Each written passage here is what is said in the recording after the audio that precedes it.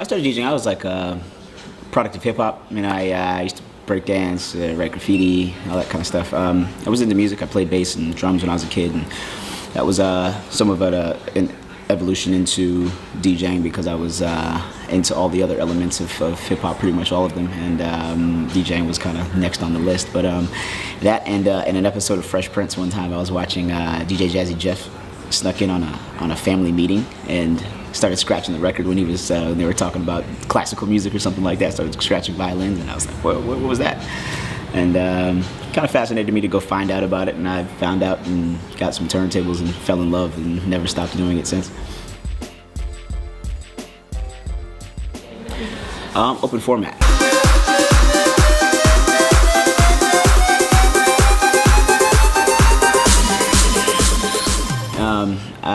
I was influenced by like Mark Ronson and DJ AM and even Kid Capri. At a period of time was playing rock and roll in his mixes and everything from Led Zeppelin to Jay-Z and reggae and soul classics and all that kind of stuff. Those were some of my first records when I was DJing. I was playing a lot of older music because that's where I got my records from. Was from my parents that had Stevie Wonder and all this kind of stuff. So I had this open format style, which is playing everything all in one night.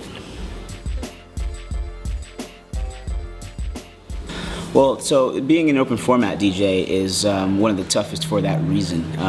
You're forced to know every genre of music possible, and then your success is based on your versatility in places that you can play. So, if I can play a nightclub that's filled with 2,000 people and it has to be high energy versus this very differently a fashion show, or curate music for a fashion show, or do the closing for it at a fashion event, after party, or a movie premiere. There's obviously very different music choices that you make for those, and my job is to be able to do all of them. I spend a lot of time digging through music and organizing music and trying to find stuff off the beaten path, and scouring blogs for remixes and versions, or making my own edits and stuff so my things don't sound like everybody else. Or that's the 24-hour job process of it that nobody else sees other than me standing there physically controlling it and controlling the crowd. Well, I have a good mentor. Me and Rev Run from Run DMC linked up maybe 3 years ago now through our management, DGI management out of New York City. Damon DeGraff and Yoni Goldberg, who were managing him, maybe starting to do some DJing events and things, because he started as a DJ, but a lot of people don't know that.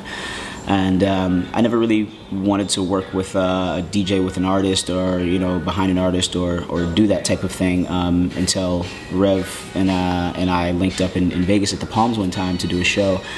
And I was so gung-ho to do it because I was like, that's Rev Run from Run DMC. That's not just some artist that I'm working with. So we got to it, did a show once, and it worked really well. And then we did it again, and it worked even better. And 3 years later, we're this side-by-side DJ, the Rev Run Ruckus show that we do is we have like 3 or 4 different residencies in the States. We've played China and Mallorca and Ibiza and London and wherever, and really made a special thing out of it. We had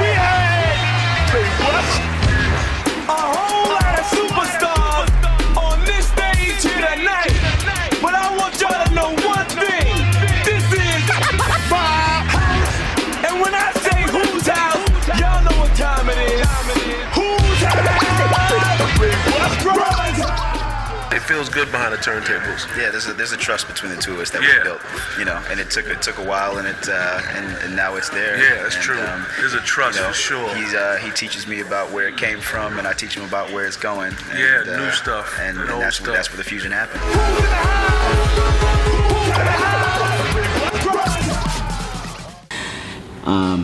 Then further down the line, Run DMC decided to reunite and do a show for Jay-Z's Made in America tour in Philadelphia, and they were going, freaking out, who are we gonna have DJ, and how are we gonna do it? It's big shoes to fill. Play behind Jam Master Jay is the band for Run DMC. Nimble, and he was quick, but Jam Master Mud, Faster Jacks on Jay's dick.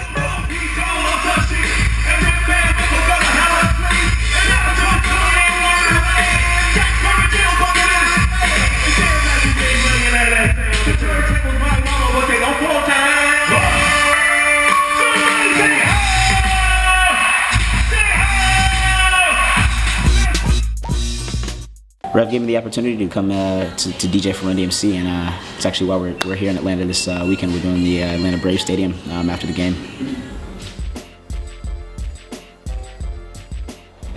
Man, malfunctions. Well, there's a man standing very close to me that helps me deal with all that kind of stuff now.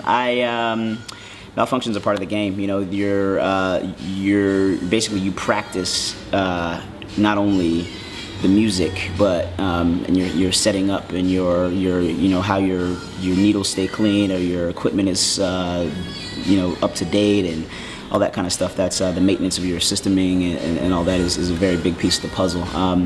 The most important thing is to never panic. You know, first and foremost, never panic. You know, as long as you can keep a rhythm, keep the music going, keep the the mic talking, and don't sound nervous, look nervous, or feel uncomfortable. You'll usually be able to make your way out of anything. But I mean, there's times when needles are slid off of records, or back in the days of vinyl, where it's skipping, or you click, or you scratch a record like right before you're about to play it, and it's unplayable, and you don't realize there's all kinds of things. You gotta roll with the punches, and keep your timing moving. Man, your social media is, I mean, if not like 75% of the situation nowadays. I mean, you would say that's how the president got elected this year. It's a huge piece of the puzzle, and you stay involved with it as best you can. With the travel, I mean, the lifestyle of this is a lot of fun. If you can become successful at it, it's a lot of fun, and it looks amazing on social media, because people are like, why you're in another country or another place every 10 seconds. There's all these thousands of people bugging out, and that you're controlling a party. You get to play music for a living and make people smile, laugh, and dance. And so if you put that on social media and you show that life in that world, it's usually pretty interesting. But it's a huge piece of the puzzle. Your brand is everything. If somebody doesn't necessarily know your music from somewhere, then they're looking at your social media going, how many likes are on your Facebook page, or how many Instagram followers do you have, or what kind of stuff do you put on your Instagram, because it fits our brand, so that your social media is a huge piece of the puzzle, and should be an important piece of your brand no matter what you do. But with DJing, it's half the battle as far as I'm concerned. Separates me is my brand. I put what it is that's me inside my music. I'll probably listen to everything and put everything in my sets. I've had to go to Indianapolis and play things that had like country influences and stuff for Macy's, and I'll be able to do that. I put everything and all different kinds of styles into one set in my music. Also a lot of cutting and scratching and DJing, which doesn't necessarily exist in the dance music world so much. There's a couple of guys, Laidback Luke and Chucky, and a few guys that do that, but that's a big piece of my influence as a DJ. So I cut and scratch on top of dance music. That's a big piece of the puzzle. I pick up CDJs and make loops and use it like a guitar, like a whammy bar with the pitch control and stuff. I don't know if you saw my YouTube videos, people see that. Those are, I have my tricks, and my rock and roll on top of hip hop, and my travel is very different than a lot of people's. I play more nightclubs, more of different types of things probably than anybody else, I would say. I play a private party for Oprah, or an event for Victoria's Secret, and then play a nightclub in Atlantic City or Vegas, or then play a complete house music festival, or I hodgepodge. And that's what separates me from the boys. What's up? My name is DJ Ruckus, and this is my life as a DJ.